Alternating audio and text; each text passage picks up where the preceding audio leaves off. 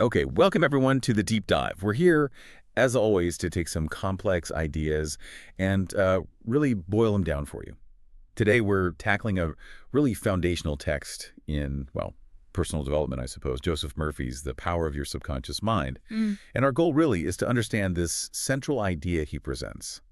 It's simple on the surface, but it has huge implications.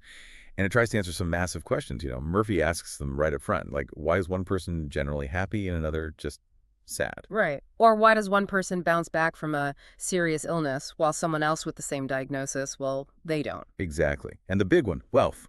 Why does one person seem to attract abundance, living in luxury, while another just constantly struggles? Yeah, and the book's answer to all of this isn't luck or fate.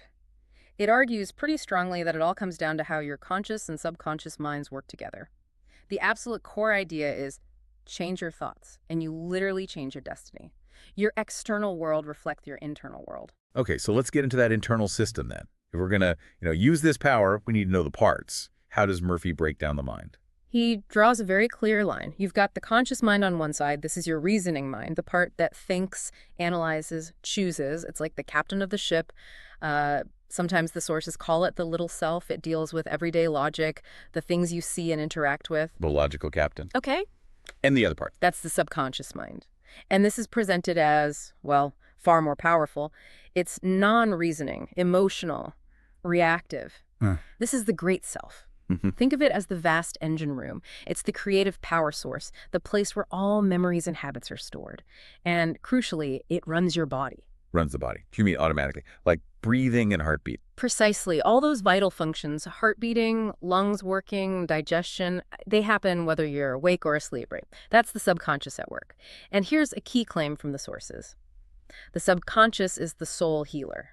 It holds the blueprint for perfect function and the answer to, well, basically any problem. Wow, okay.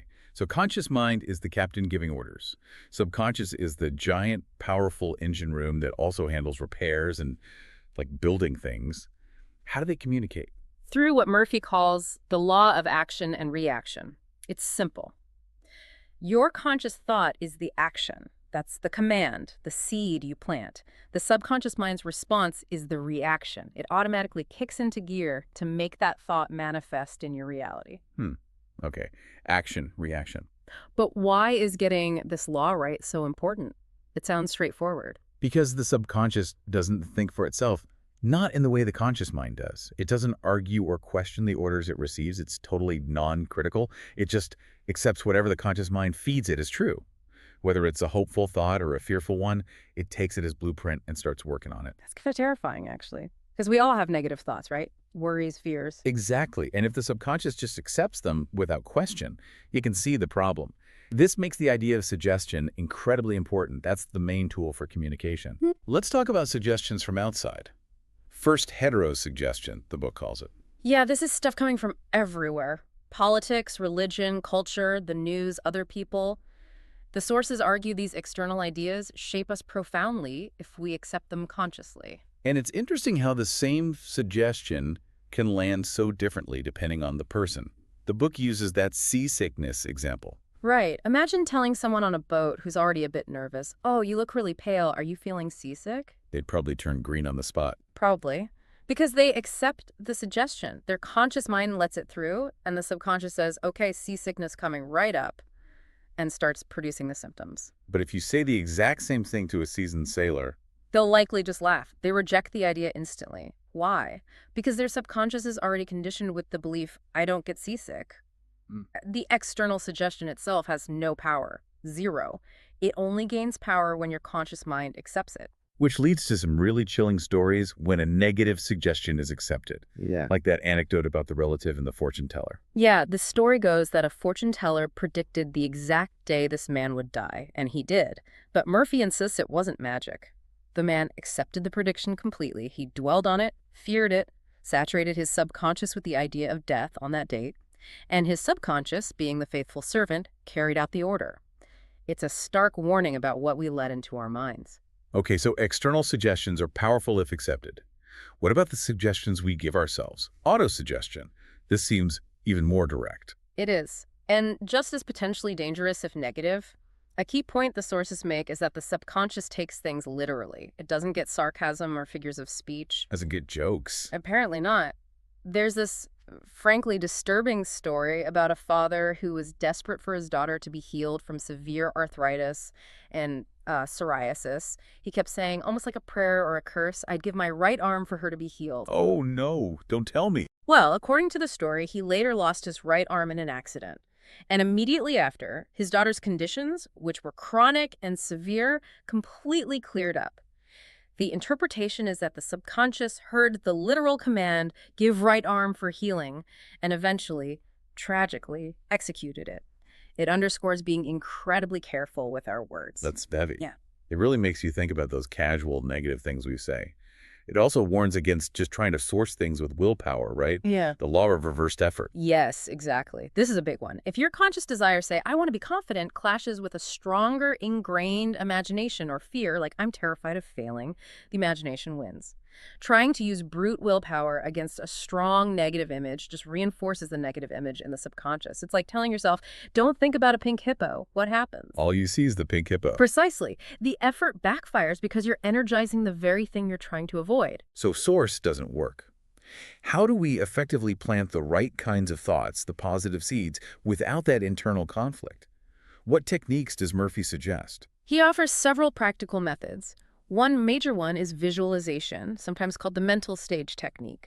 It's about creating a really vivid mental movie of your desired outcome. See it, feel it, live it in your imagination as if it's already real. Like the example of the actor who desperately wanted a role. Every night, he'd vividly imagine seeing his name up on the theater marquee in big letters. He lived in that feeling until it actually happened. So you feel the reality of the end result first. What else? The gratitude technique. This is powerful.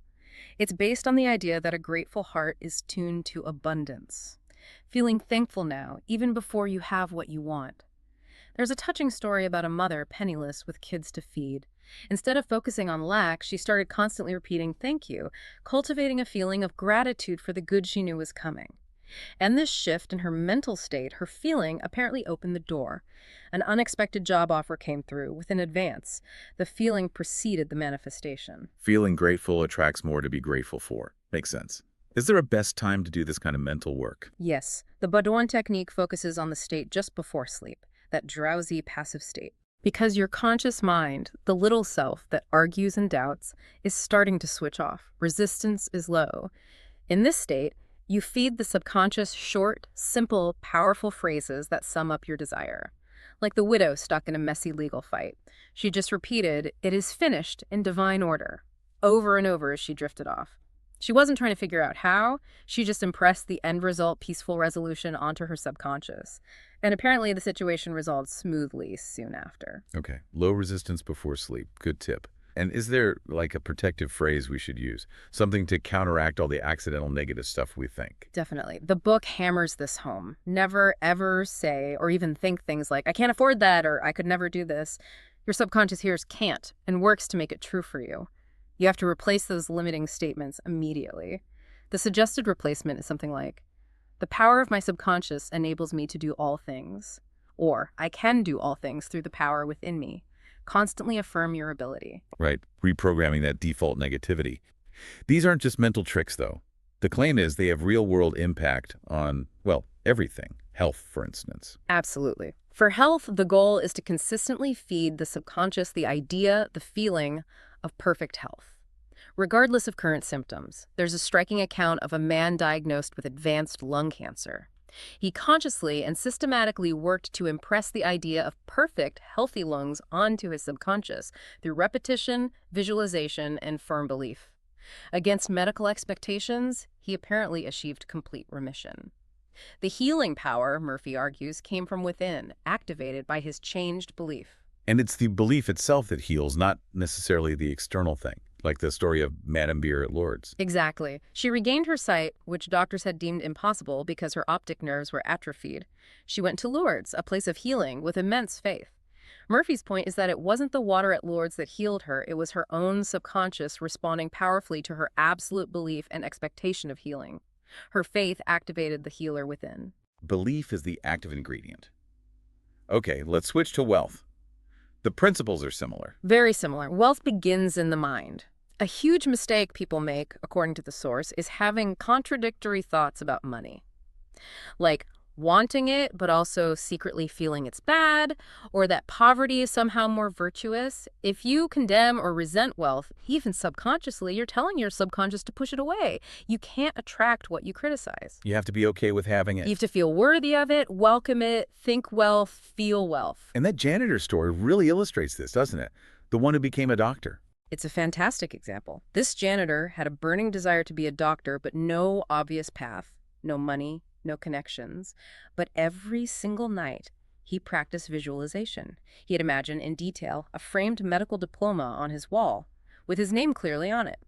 He lived in the feeling of being a doctor. And the subconscious, the limitless intelligence, as Murphy calls it, started rearranging his reality to match that inner picture.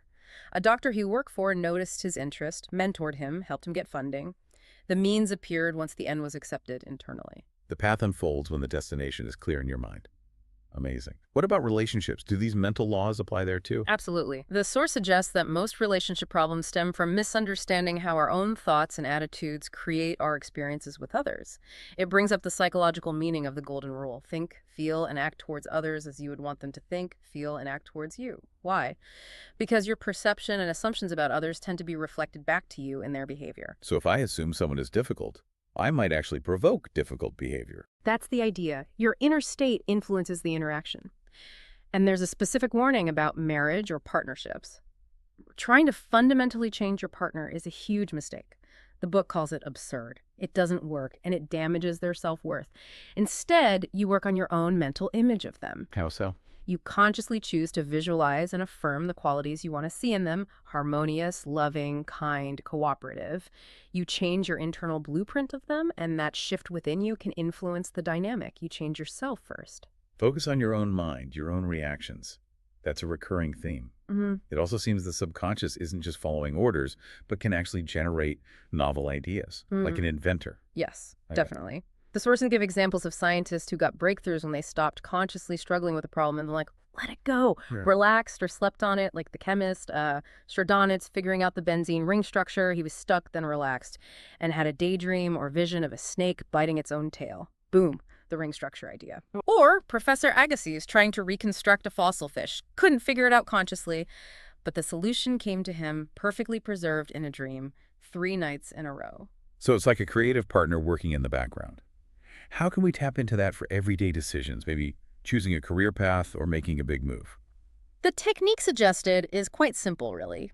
First, gather all the facts you can with your conscious mind. Do your research, weigh the pros and cons.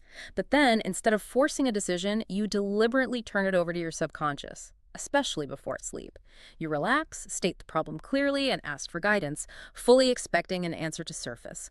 Like the man searching for his father's lost will. Huge implications. Couldn't find it anywhere. He stopped struggling and just started repeating the word answer as he fell asleep, trusting his subconscious knew where it was. And did it work? The story says he woke up with a sudden, strong intuition to check a specific bank's safe deposit box he hadn't thought of. And there it was. The answer emerged when he stopped striving and started trusting that inner intelligence. So, wrapping things up, the core message seems to be this. Your subconscious is this incredibly powerful, timeless resource. It takes your conscious thoughts as commands, true or false, and works to manifest them. It's the source of healing, wealth, solutions. And things like happiness aren't accidents. They're habits built by deliberately choosing constructive, harmonious thoughts over negative, fearful ones. You have to actively cultivate the state you want. It really puts the responsibility and the power back in our court, doesn't it? So as we finish this deep dive, here's something to think about, drawing directly from these ideas. Murphy highlights how great artists, scientists, and inventors tapped into this subconscious power for breakthrough ideas. Now, he describes this subconscious intelligence as timeless, ageless, and infinite. Given that, what big, amazing project or goal, something you currently think is maybe too difficult or too far off, what could you start commanding that limitless intelligence within you to begin working on right now, today? What reality could you start building in your mind?